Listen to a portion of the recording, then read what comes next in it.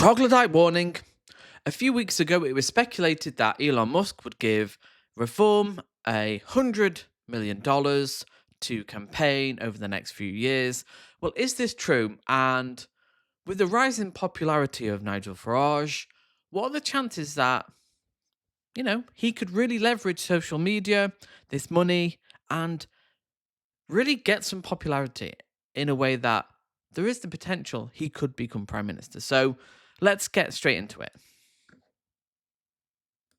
So the leader of Reform UK is here with me in the studio. Nigel Farage, welcome Good evening to your show. Good to see you on it. You've been away for the weekend? Yeah, quiet weekend away. Photographed on For once, on social media. I tell you what was really interesting was Mar-a-Lago yesterday. The biggest tech bosses in AI, in crypto, you name it, had flown in from all over the world to come and see Donald Trump. And there was an extraordinary moment with the owner of SoftBank, Mr. Sun, who gave a talk at the podium and said, I'm going to put $100 billion into the US economy. I'll employ 100,000 people between now and the end of this presidency. And Trump took the stage, didn't say thank you. He said, why not make it 200 billion? Wow. Bidding up. To which the SoftBank owner said, all right, I'll try and do that. He's a good negotiator, isn't he? Now, just think of that positivity. Think of what's actually happening in America. Well, it's quite scary because you were talking about the richest, most powerful people on the planet. Peter Thiel, Mark Zuckerberg, Elon Musk, Mark Andreessen. Literally the creme de la creme of the most powerful people. And they're just going to consolidate their power, their wealth. And Trump and Musk are going to help them do that. And this doesn't benefit the average person. They're going to create 100,000 jobs. Well, is that even true, first of all? And also, what are those jobs going to be? Because these companies don't create anything. Facebook has an 80% profit share. They don't create anything. They just have the platform. And there's real problems with these because they undermine democracy. They spread misinformation. And these tech billionaires are not anti-establishment. Farage likes to, paint himself as this everyman. No. These are the wealthy. These are the establishment. The wealthiest people, most powerful people on the planet. And it's insane that people think that this guy is anti-establishment. It's truly insane. And I got this from taxi drivers, from bar owners, whether they voted Trump or not, a feeling that the American economy, because of confidence, is about to boom. And you compare that to the misery. Yes, for the wealthiest, yeah, it will. Because social media, these kind of Silicon Valley has created massive wealth, but at the top, a massive wealth inequality because it doesn't produce anything. It doesn't produce jobs. What products are being produced? Instagram, WhatsApp, Facebook. Nothing is being produced. It's just platforms that are rent-seeking, make a lot of money for advertising, and don't really create kind of high-skilled jobs. And gloom we have in this country. I wanted to make that point because it really was fascinating to see it. So, yes, we had a meeting with Elon Musk.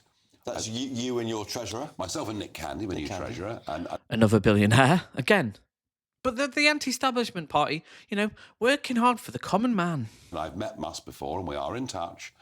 And it's just so interesting listening to Randall a moment ago. I mean, the photograph on the screen of the meeting. I mean, wake up and smell the coffee, chaps. I mean, the Conservatives, listening to Randall, it's like we have a divine right to exist. Well, just because they've been here since 1834 doesn't mean they're going to be here in 5 years. Well, Lord Glasser thinks you'll be the main challenger on the right, of course, the Labour period. I think that's right. I don't think it's just from the right. I think this is a challenge. Yeah. You want to nationalise water. You're aware of working class concerns about how... He ain't doing that. Nigel Farage is not renationalising anything. ...unfair things are. Look, the Conservative Party are just... Because he will use that populist rhetoric like, there's a lot of potentially good policies, but he ain't going to do them. He's a liar. He will use that as a means to get people in and then consolidate wealth for the wealthiest billionaires. People like that always do the same thing. Regurgitated Thatcherism. Reform are beginning to move into a space where you're genuinely challenging. Yeah, I think that's right. And I think... No, they're not challenging anything. Why would they? If he's meeting in Mar-a-Lago with the wealthiest man on the planet and then these tech billionaires that control our lives, control the information. I mean, Peter Thiel said it 20 years ago. So did Boris Johnson. Just throw as much shit out there as possible and see what sticks. Is it trans rights? Is it immigration? Distract people. Just throw as much misinformation, lies, half truths, and people will be distracted. And then you can slide in with your companies because they don't like democracy. I mean, Farage will pay lip service to it, but these people don't like democracy. They just want to go in, manipulate elections, spread misinformation, take control, consolidate wealth, bish, bash, bosh, they're done. What's really interesting is there's a momentum about reform. There's a buzz about reform. To coin the phrase, momentum. You know, well, You haven't been tested in government, though. have you? momentum's That's the just point. shifted sides. Tested in government. This mob was tested for Well, 14 years. it's And look difficult. what That's they did. that, and you can offer easy. Some are saying you are easy answers to difficult Well, I problems. tell you what, if you promise net migration, True. Easy answers to difficult questions, which he can't do. Lies. So, if they do get in power, they're not going to do anything they're going to say. It's a lot they can't do. And then once they do it, the people will see the reality and go, wait a minute, I'm worse off. And then what next? That's the big question. If they do get in power and they obviously don't renationalize industry, the water, what would people say then? Obviously, they're going to blame everyone else. It's what Donald Trump does. Have a big, bold, lie, aspiration. Don't implement it and then blame someone else. He did it with Brexit. So we know what's going to happen. He's just going to blame everyone else but him. of tens of millions a year and give us 1 million, that isn't an accident. That is a total failure. Using the internet Oh. without a VPN. Wait a minute, hasn't this guy been fired from GB News? But they're still using his face. I hope he's getting paid for this. That's all I'm going to say there. Has he pledged any money to? Are you in talks about a deal now? That 100 million story, I mean, where the Sunday Times got that from, I have no idea. Probably some bloke. So how much will it be then? Probably some bloke down the pub. You're in the pub all the time, because of you. Well, I do keep my ears open, it's very important. No, look, there are two things we talked about. Number one, what really fascinated me were the margins by which Trump won in the 7 key swing states. And the person behind that was one Elon Musk. I spent an hour going through with him what his strategy was, how he got new voters registered that weren't on the electoral register, how he used various tech tools to get out the vote on the day. There's some revolutionary stuff here. And I'm pledged to professionalising reform. I took copious notes yesterday. I've learnt a huge And amount. he will help. X will help reform UK at the election coming up He's already given me considerable help. with targeting voters who you can't get. Understanding the process from start to finish, reaching disaffected communities who frankly feel there's no point voting for anybody, but just to get them to agree with you or to like me on TikTok or whatever, that just isn't enough. You've got to get them registered, you've got to know who they are, you've got to get them to vote. Inevitably, given all the press stories, we did discuss money. Now, that's a negotiation we will go back and have again. He is not against giving us money. He hasn't fully decided whether he will. If he does, it wouldn't be anything like the ludicrous telephone numbers quoted in the Sunday Times. But the most important thing is this. This is what Musk said to me. He said, British politics now has a uni-party. There is very little to choose between the Labour and Conservative parties.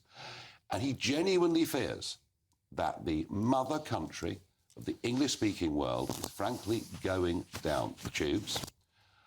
And he agrees Britain needs reform. He is right behind me.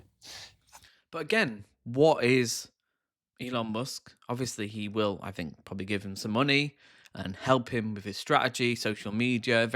Musk is very good at that.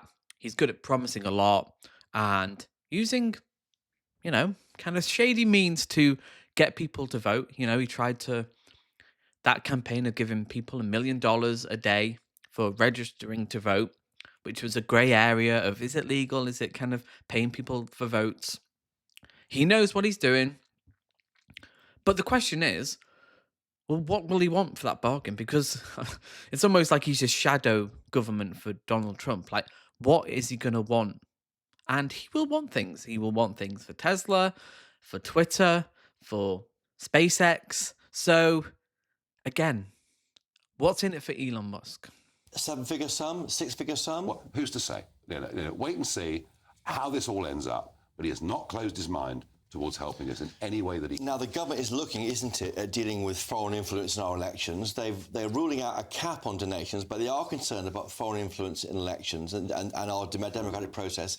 He's from South Africa, but lives in America. He'd be right in the crosshairs. Will there be a battle between the government and Elon Musk if he tries to help you? Well, the real scandal is how many people have given 5 million quid to the Labour Party or Conservative parties and now pack the benches of the House of Lords. Why not talk about that? And the point is... Well, he says that as a scandal, but is he going to do that? Would he do anything about that? No, he's just going to do the same. He's going to...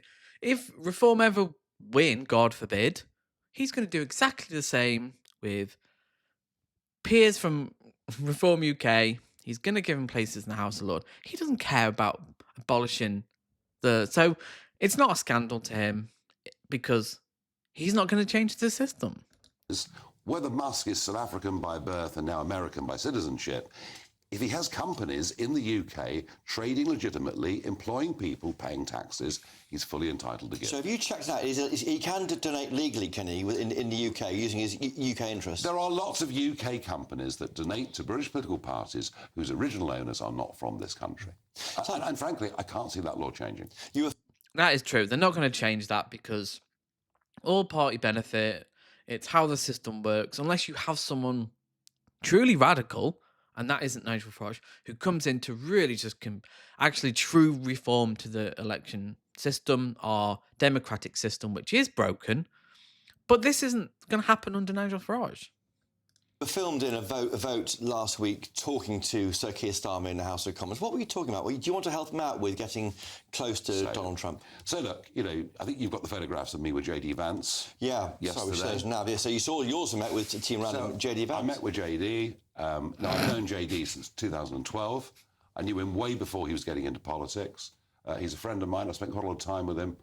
And, I've known him for 14 years. Kemi Badenoch's known him for a fortnight. Nobody in the Labour Party knows him at all. There's a picture now of JD Vance before Farage is getting jealous. meeting you, Nigel Farage. Slightly different style of photograph, I have to say. Now, the point I've made, and the point I've made to Starmer and to others, is because of the tariff battle that is coming, and we know that Trump uses tariff to try and gain all sorts of other concessions. He's very, very good at this. We are potentially going to get... Yeah, he's been obsessed with tariffs since at least the 80s. And it's the only way he knows how to, get what he wants. It's like a child, oh, I'm going to put tariffs if you don't... It's very manipulative. And I guess politics is that way. But, God, he's so childish. Caught in the crosshairs of aligning more closely with the European Union, which, in my view, is a pretty foolish economic thing to do. All I've said is I would help... Why our closest trading bloc? Brexit's been a total failure, and he doesn't talk about it. But why wouldn't we have links to the EU, the biggest trading bloc in the world? Because we have, there's a reason why food prices are so high. We've lost a lot, and again, we don't talk about it. This government, with contacts. It isn't just Trump and JD. Half the cabinet I know and are friends of mine. If I could do that... Now you are on the screen now. You're talking now with the PM. Yeah. If it's in the national interest, right, to do it, absolutely, I will do it. No question about it. I don't support Keir Starmer's government, but I do support us having good trade links with America. I do believe that without America, we are frankly defenceless as a nation. This relationship matters. And just finally, do you think chatting with Elon Musk, getting close to him, might put off some of the voters that Maurice Darson was talking about, some of the Labour voters, or they couldn't care less, maybe? Elon Musk is one of the most admired people in the world. And let me tell you, virtually everybody under 30 thinks the guy is a hero and one day might send them for a trip to Mars. Well, first of all, that's not true. On his YouGov positivity rating, his likability, he's at 50%, which is a percent above Nigel Farage in terms of being disliked. So half the population in the UK, like they do with Farage, they don't like Elon Musk. Farage has about a 38-39% like percentage. Elon Musk has a 26%. So Elon Musk is not liked. And also, he ain't going to Mars. It's a way to distract from the real problems facing planet Earth. Inequality, climate change. It's a vanity project that just serves Elon Musk. Scientifically, we're not colonizing Mars. It ain't happening for many reasons. But these kind of vanity, like meta vanity projects that obfuscate real problems that we need to kind of deal with on planet Earth before we start, going to other planets. This is a gigantic inspirational figure. Well, it's very good to hear, Nigel, that you're behaving as a patriot, recognising the national interest. I think that the election, Donald Trump's election, you can only call it magnificent.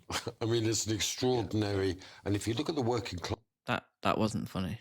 class vote, it swung in every area. He's a foreign and billion... it was an absolute rejection of the previous economic idea of globalisation. Yes. I mean, these...